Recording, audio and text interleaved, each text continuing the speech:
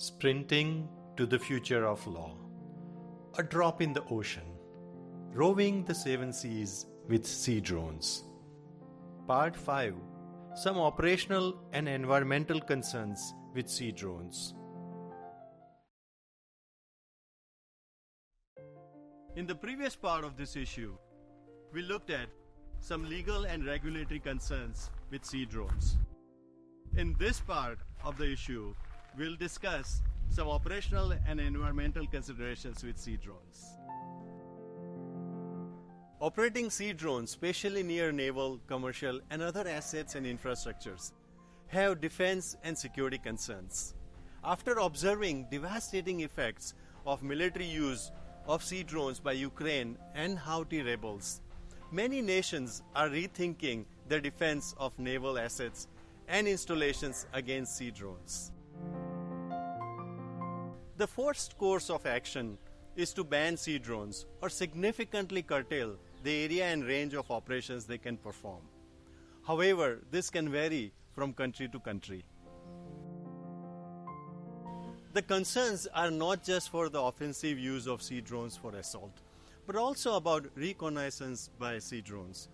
Operators must be aware of any restrictions or prohibitions on the use of sea drones in certain areas to avoid repercussions.